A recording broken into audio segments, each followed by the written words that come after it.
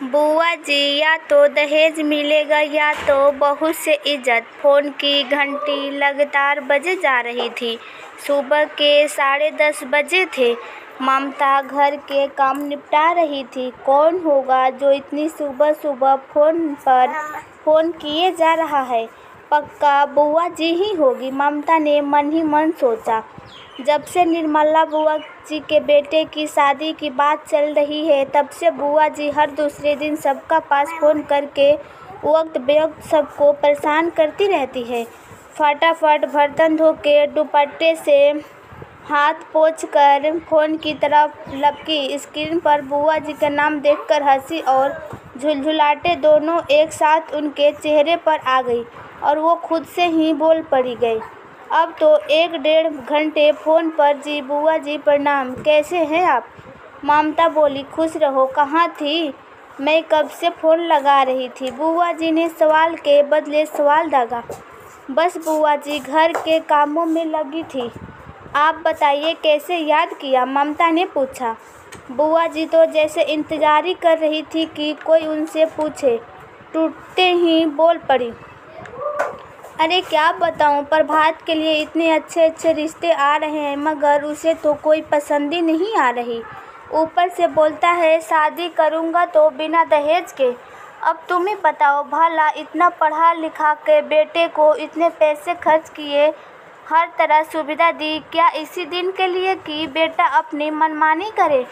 ममता कुछ करती इससे पहले ही बुआ जी रोने लगी और आगे बोली, तुम ही सोचो, क्या माँ बाप का कोई अरमान नहीं होता बेटे को लेकर?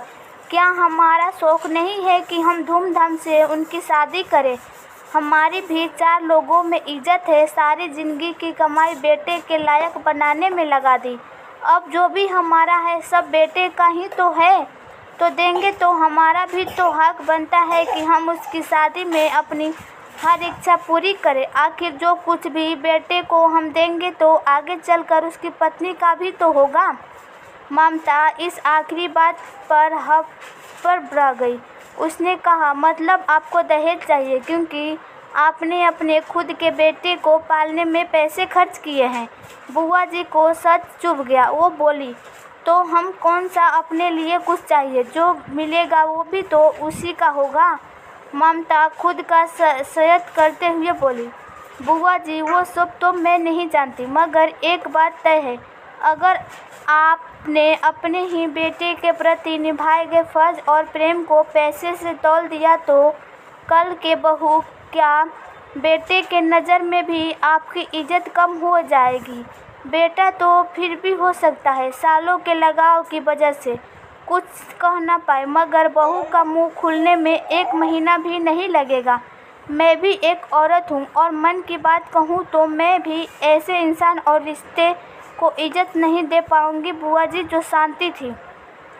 ममता आगे बोली, आप बेशक धूमधाम से शादी करिए, उसकी तैयारियाँ जैसे मन वैसे करिए, जितना तामझाम करना हो करिए, वो आपका हक है, मगर खुद के दम पर न जाने की लड़की वाले पर बोझ डालकर कि इन चीज़ों के लिए पैसा दो, आपके शौक आपकी जिम्मेवारी है।